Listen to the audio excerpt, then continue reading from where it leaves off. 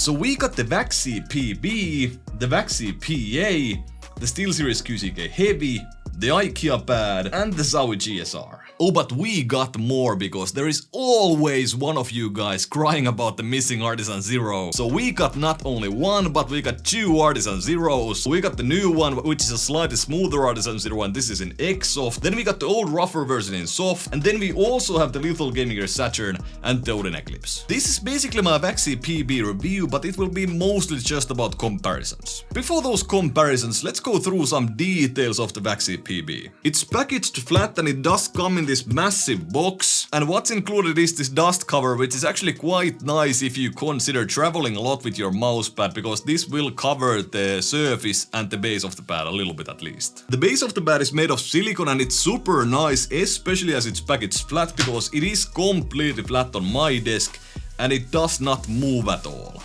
It does pick up quite a bit of dust and some hairs if you have those on your desk, which does seem to decrease the grippiness a little bit, but it's still very grippy on my desk at least. The base is basically the entire reason that the pad is so expensive, and it is nice, but I do not think it's worth that much money over the VAXEE PA, for example. I personally at least have no issues with the PA base whatsoever. One thing I was very interested about was that VAXEE did say that the PB base would be softer. And it is softer than the PA base, but only ever so slightly, and I do not think this makes a drastic difference whatsoever. I know that I myself would have enjoyed a softer base than this. The logo is somewhat weirdly placed, as it's not quite on the corner and it's glued on top, so you can feel it, and it does ruin the glide completely if you happen to use this part of the mousepad. Other than that, there is not much else to say. The PP does seem to be of very high quality. Let's go ahead with the comparisons and start with the VAXEE PA. PA is quite a bit smoother than the PB and it's faster as well. You can feel the difference easily with PTFE feet, especially on mice that have larger PTFE feet, like for example the Superlight on the front. There is more static friction and more dynamic friction on the PB. Then we got the QcK Heavy, and the surface feel is actually quite similar to the VAXEE PB. On your skin the feeling is a slight bit different, and you can feel the difference also through mouse feed. Again with the Superlight, the VAXEE PB just has a little bit, tiny bit more static friction I think, but the difference really is quite minimal. Both have good dynamic friction, decent static friction for TAC FPS, but one thing that's quite massively different between these two is the base. QcK Heavy feels like a cheap pad compared to the PB. I've had it out of the box for about a week and it still does not lay completely flat.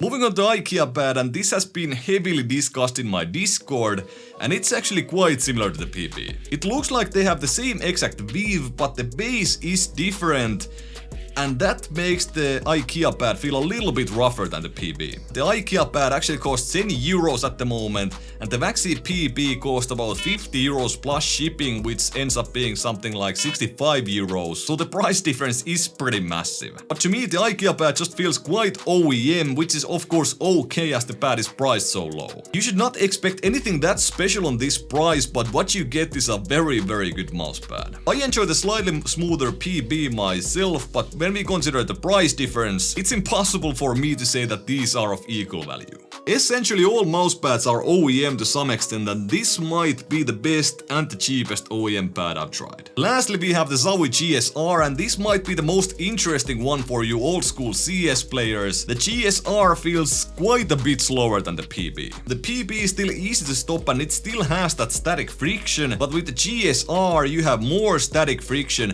and you can feel that friction pretty much all the way through all movements. But it's still not super slow, and I was actually surprised because I've used this pad a long time ago and I remember it to be very slow. Which most likely means that this will wear down in about a month and then it will feel very slow. The GSR has a good base in the sense that it does not move on my desk, but it does not lay flat at all after about 3 days or 4 days of use. I guess the easy thing here to say is that the VAXEE PB is of way better quality, and if you thought that the ZOWIE GSR is a little bit too slow for you, I think the PB might be a good choice for you. Then we got the Artisan Zeros, and the older and rougher Artisan Zero is quite a bit faster than the PB, and it's way more textured than the smooth feeling PB. The Zero has less static friction and kinetic friction, so it will feel faster. Then the new smoother Artisan Zero in X-Soft, this is also still a little bit rougher than the PB, and it's also faster, so it has less static friction and less kinetic friction. But I feel that it's slightly slower than the old Artisan Zero, so the difference with the PB is not quite as large. Both the Artisan Zero versions are great and they feel more unique than the PB. Against these two, the PB will feel more like a standard TAC FPS control pad, which is not a bad thing by any means. And at the moment at least, I myself enjoy the PB surface feeling over the Artisans. Then we got the LethalGamingGear Saturn, and it's again the same story. It does feel a little bit rougher than the PB and also has less static and kinetic friction, so it will feel faster than the PB for you. Then we got the Odin Eclipse, and this is a weird pad because it is smooth, but it has this bumpy-like feeling. It has pretty much the same amount of kinetic friction, maybe a slight bit lower amount of static friction. In terms of glide and how the surface behaves, it's quite similar to the PB, but the surface feeling is completely different in the sense that the PB is very smooth and the Eclipse has that weird bumpy feeling as I mentioned. That's it for the comparisons, and let's quickly talk about what I think the PB is very good for.